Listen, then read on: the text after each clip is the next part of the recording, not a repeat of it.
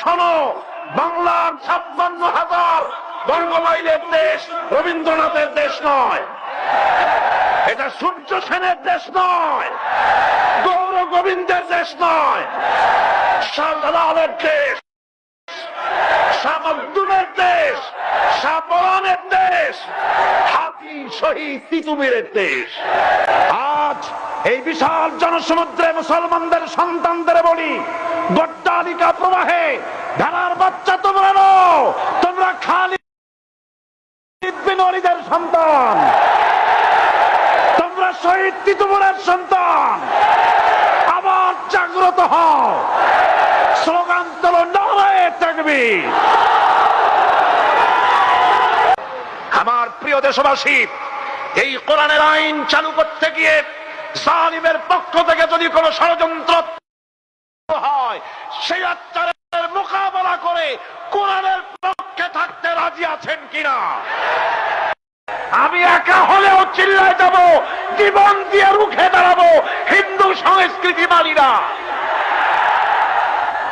উপরে তোমার চাকা উপরে এখন আছে বলে, তোমার দলের চাকা উপরে আছে বলে যারা মানুষের উপরে জুলুম করছো, আলেমদেরকে ধরতেছো, মুসল্লিদেরকে ধরে ধরে জেলে ঢুকাচ্ছ, সময় আসবে এমন ইন্দুরের গর্ত অপমানা পালাবার জন্য।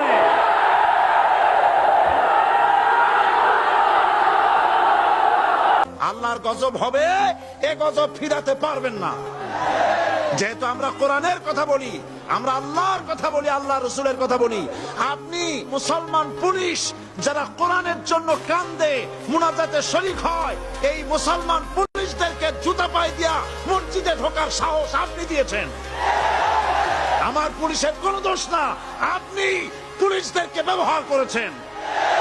আপনি চট্টগ্রাম ছেড়ে পালিয়ে যান, আপনি চট্টগ্রামের উপযুক্ত নন। এটা মুসলমানের এলাকা, কোন হিন্দু এলাকায় চলে যান।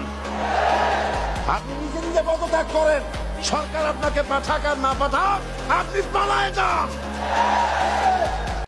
আপনি যদি কালকের জুমার আগে 40 জন ছেড়ে না দেন, এই মাহফিল থেকে এমন কঠোর কর্মসূচি ঘোষণা করা হবে, গোটা চট্টগ্রাম অচল হয়ে যাবে, গোটা চট্টগ্রাম অচল হয়ে যাবে।